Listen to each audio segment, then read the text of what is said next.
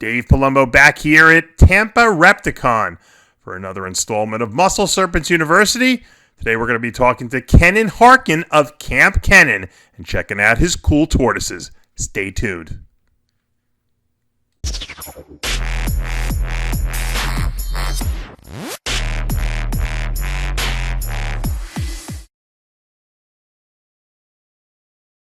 I'm here with Kenan from Kamp Kenan. What's up? You know, how's it going, man? It's going good. Nice to meet you finally, I man. like the hat. Thank you very much. You know, all good New Yorkers got to have a good hat. I didn't know you were from Long Island until you just told me a I little know, while yeah, ago. man. I did the Escape from New York thing. I just did that 6 months ago. Congratulations. Thank Welcome you. to Florida. It's Appreciate like the sixth borough, Yes. to be honest. Exactly. But no, I love it down here. It's a great spot. If you grew up, any reptile person that grew up north dreams of living somewhere you can put the animals outdoors. Yeah. So it's nice. And I specialize in turtles, tortoises, and some lizards, you know. We know that. Now, show us a little bit of what you got here, Yeah, because no you got worries, some man. cool stuff. These are some really cool babies. I'm assuming Yeah. you hatched these out recently? Yeah, every single thing that I have on the table I hatch out. You know, we got baby sulcattas, very common. But you know, we got some baby cherry head tortoises, which is basically a redfoot that doesn't get quite as big as a redfoot. Pick one up. Show us. Let's show us the. Let's have a look, man. So there you go. There's a little cherry head. Will they get more red as they get older? The faces stay red. Okay. Whereas a regular redfoot, which is essentially the same tortoise, so you can see the vibrancy is different on the cherry head here. Yeah. And then you got the redfoot there. These guys' heads are going to turn yellow eventually. They stay red. This guy was sleeping. Let's get a guy who was awake. But you can see just the variations. I don't know who I want to show. Yeah, got it. Are these related? Are they a morph of each other, or are they separate species? They're not a separate species. They're basically a locality. Okay. Cherry head's a locality of a redfoot tortoise. Right. One in which the head stays red and the overall size doesn't get quite as large as the rest of the redfoots. Then we have another cool species. Well, you don't normally see a lot, but I like them. What is that? I've never Elongated seen. tortoise. Wow. So this is a tortoise from Asia. You know, and with most turtles and tortoises in Asia, these guys are under threat from the food and pet trade. So everything I do is captive bred. Gotcha. It's my kind of big deal. You know, I love. How do you get the originals, though? Well, the originals, yeah, good question. So there are now captive bred. They've been in the country for many, many years. So there are adults that you can buy captive bred. Gotcha. The price is pretty high. Sure. I work with the Turtle Survival Alliance, and I work with a few other conservation organizations, and I have become a holding facility. Oh, and wow. so the original animals were all illegally imported or food market animals that came into the country in the late 80s. Okay. So the group I have came in country in the late 80s. So it's a long time. It's a long time. But instead of those animals just being, you know, butchered for food, we put them to work, and the TSA wants private keepers like myself to handle some of these animals and to legally sell them. Right. Because we've created essentially assurance colonies. That's awesome. What does an animal like this cost? This animal's $150. You can look at it. They go between $150, $175. I do $150. How big do they get? They don't get big at all, and that's what's cool about them is they stay fairly small, so they're a good pet. You know, they're not as colorful as a redfoot or some of the other tortoises, but they got a lot of personality and they're hardy. Right. Which, you know, you look like a hardy dude yourself. I try you to look pretty buff, you know. So these guys can take I don't miss temps. too many meals. Yeah. There you go, man. Exactly. So, you know, you got to just these guys are cool. They can handle cooler temps, not freezing, but cooler like we're experiencing right now in Florida. We got a cold snap. They're okay with the 50 degrees? They can take it as long as there's a lot of leaf litter and the temps go up during the day. But I got one more I'll show you. Yeah, let's see it. All right? Absolutely. I don't want to cut you off. No, not at all. You pull my string, I talk, man. Keep talking, All right, because I'm loving this. I'm learning. I'm learning. Cool. So I'm not a tortoise what do you expert. Focus on? I have ball pythons. Okay. I have boa constrictors. I have some carpet pythons. But I do have some. I am into turtles. I have albino red-eared sliders. Okay, you're a morph guy. Yes. You get a kick out of the aberrations and strange.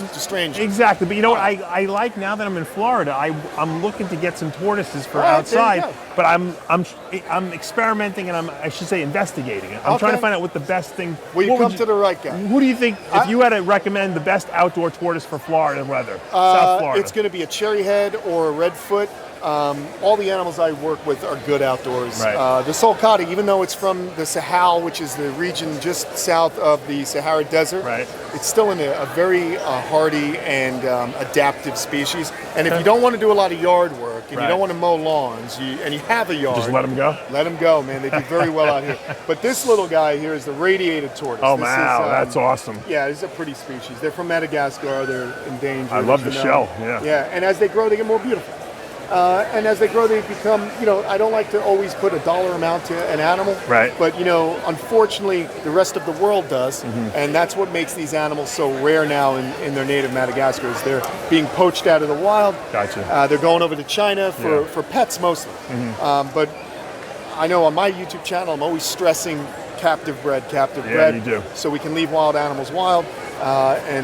These are captive bred. I got a question about Yeah. tortoises in Yeah, general. sure. What do you got? I mean, you're a Long Island guy, which we're very impatient. Oh, yeah, we're yeah. I instantaneous know where you're going. gratification. I know where you're going. These things take a long time to mature where you can breed these things. Right. How do you have the patience? So I'm an ADD, hyperactive guy. These chill me out.